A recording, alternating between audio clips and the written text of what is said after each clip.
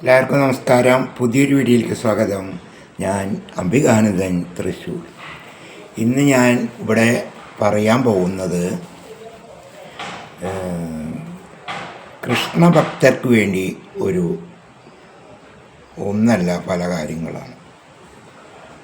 കൃഷ്ണഭക്തർ, കണ്ണൻ്റെ ഭക്തർ അറിഞ്ഞിരിക്കേണ്ട ചില വിഷയങ്ങൾ.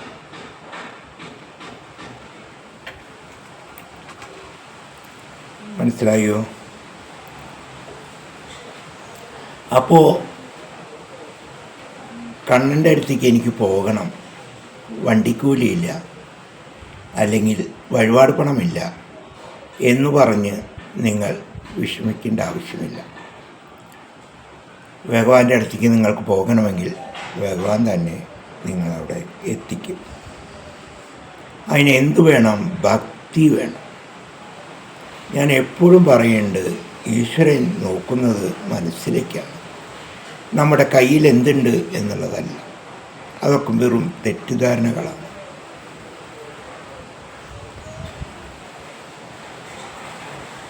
അകമതിഞ്ഞ ഭക്തി മാത്രം മതി, നമ്മളെ ഭഗവാൻ അവിടെ എത്തിക്കും. അതിനു വേണ്ടി ഞാൻ ഒരു കഥ പറഞ്ഞു തരികയാണ്. ഒരിക്കലൊരു കൃഷ്ണഭക്ത എപ്പോഴും ഗുരുവായൂർ പോയിരുന്നു, വഴിപാട് നടത്തി. വഴിപാട് നടത്തുക എന്ന് പറഞ്ഞാൽ നമ്മുടെ മനസ്സിൻ്റെ തൃപ്തിയാണ്. ഭഗവാൻ അത് ചെയ്യണം ഇത് ചെയ്യണം ഒക്കെ നമ്മുടെ മനസ്സിൻ്റെ തൃപ്തിയാണ്. അങ്ങനെ അവർക്ക് ചെയ്തിരുന്നു. പിന്നീട് ഇവർക്ക് സാമ്പത്തികമായി തകർച്ചകളായി, പിന്നീട് വയസ്സായി, ഇവർക്കൊന്നിനും പറ്റാതെയായി, വണ്ടിക്കൂലിയില്ല, വഴിപാട് പണമില്ല, വളരെ ബുദ്ധിമുട്ടി. കണ്ണൻ്റെ അടുത്തേക്ക് പോകാൻ പറ്റണില്ലല്ലോ എന്ന് പറഞ്ഞ് അവർ കരയാനും ഇങ്ങനെ കരഞ്ഞുകൊണ്ടിരിക്കുക. അങ്ങനെ അവരിങ്ങനെ കരഞ്ഞ് തളർന്ന് കിടക്കുമ്പോൾ ഭഗവാൻ അവരരികിൽ വന്നു. ഭഗവാൻ അവരരികിൽ വന്ന് ചെവിയിൽ എന്തോ പറഞ്ഞു കൊടുത്തു. എന്ത് പറഞ്ഞു കൊടുത്തു? വണ്ടിക്ക് വരാനുള്ള വാഹനത്തിൻ്റെ പണം ഞാൻ പണസഞ്ചിയിൽ വെച്ചിട്ടുണ്ട്, വഴിപാടിൻ്റെ പണത്തെക്കുറിച്ച് ചിന്തിക്കേണ്ട, എനിക്ക് നാമജപം മതി, നാരായണ നാരായണ നാരായണ രാധേ രാധേ നാമജപം മതി എന്ന് നാരായണൻ ആ ഭക്തയുടെ ചവിട്ടിൽ മന്ത്രിച്ചു. അപ്പോൾ നമ്മൾ മനസ്സിലാക്കുക, ഭഗവാൻ ഭക്തരുടെ കൈകളിൽ എന്തുണ്ടെന്നല്ല നോക്കുക, നിങ്ങളുടെ മനസ്സാണ് നോക്കുക. ഇന്ന് വഴിപാടുകൾ ചെയ്യാൻ ഓരോരുത്തരും മത്സരിക്കുകയാണ്. ഇപ്പോൾ ഒരു 5 ആൾ തൊഴാൻ പോയിട്ടുണ്ടെങ്കിൽ ഓരോരുത്തരും എന്ത് ചെയ്തോ അതിൽ മേലെ ചെയ്യാനാണ് മറ്റുള്ളവർ നോക്കുന്നത്. അതൊക്കെ വെറും മനസ്സിൻ്റെ കാര്യങ്ങളാണ്. ഭഗവാൻ കൈക്കൂലി വാങ്ങുന്ന ആളൊന്നല്ല. ഭഗവാന് വേണ്ടത് ഭക്തി മാത്രമാണ്. ആ ഭക്തി, ആ പ്രണയം, ആ സ്നേഹം ഒക്കെ നമുക്കുണ്ടെങ്കിൽ തീർച്ചയായും ഭഗവാനെ നമുക്ക് ദർശിക്കാൻ കഴിയും. ഭഗവാൻ നമ്മുടെ അരികിലെത്തും.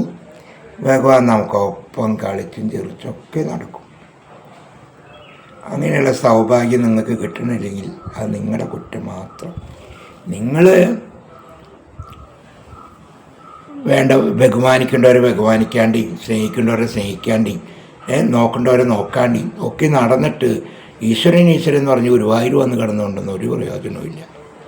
കാരണം ഭഗവാൻ നോക്കുക നമ്മുടെ മനസ്സിലേക്കാണ്. ഭഗവാനോടുള്ള പ്രേമം, സ്നേഹം, ഇതൊക്കെയാണ് ഭഗവാൻ നോക്കുക. അതറിഞ്ഞില്ലെങ്കിൽ അതാദ്യം പഠിക്കും നിങ്ങളൊക്കെ. എല്ലാം തരുന്ന ഭഗവാൻ, എന്നിട്ട് ഭഗവാനെയാണ് നമ്മൾ പണം കാട്ടി വശീകരിക്കാൻ നോക്കുന്നത്.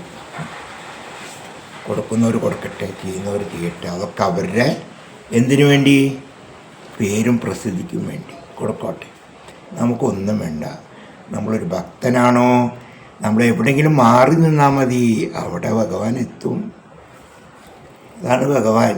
അത് നമ്മൾ ഭക്തരറിയണം. ഭക്തനാണോ അവരറിയണം. നമ്മൾ ഏത് ദേവീദേവര ഭക്തനാണോ ആ ദേവീദേവരെ കാണാൻ നമ്മൾ ശ്രമിക്കണം. കണ്ടേ പറ്റൂ, നിർബന്ധിക്കണം നമ്മുടെ മനസ്സിനെ. അതിനു വേണ്ടി നമ്മൾ നന്മ ചെയ്യുക, നല്ലത് പ്രവർത്തിക്കുക, മന്ത്രജപത്തോട്. ഇപ്പോൾ കലിയുഗത്തിൽ മന്ത്രം മാത്രം മതി, പക്ഷെ അതില്ലായ്മയായില്ലേ? പണ്ടുള്ള കുടുംബങ്ങളിലൊക്കെ സന്ധ്യാനാമജപങ്ങളുണ്ട്, ഇന്നതില്ല. ഇന്ന് ടി വിയിലെ സീരിയലുകളാണ്. ഇതൊക്കെ ഇല്ലാതായൊരു കൂടി തന്നെ നമ്മുടെ നാട് നശിച്ചു. ത്രിസന്ധ്യ സമയങ്ങളിൽ നാമജപം ചെയ്യാൻ പഠിപ്പിക്കണം എല്ലാവരും.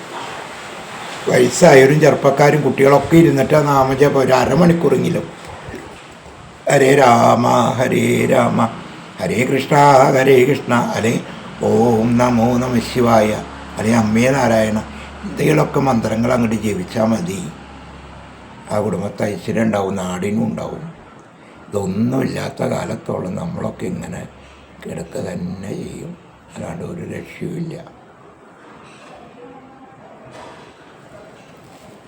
ഇതൊക്കെ എൻ്റെ കണ്ണൻ്റെ ഭക്തർക്ക് ഉപകാരമായി എന്ന് ഞാൻ കരുതുന്നു. എൻ്റെ കണ്ണനുണ്ണി എല്ലാവരും അനുഗ്രഹിക്കട്ടെ. എല്ലാവരും ഒന്ന് ലൈക്ക് ചെയ്ത മക്കളെ. നമുക്കിനി പുതിയ വീഡിയോ ആയിട്ട് കാണാം. അതുവരെ എൻ്റെ മക്കളെല്ലാവരും സന്തോഷമായിരിക്കും കേട്ടോ.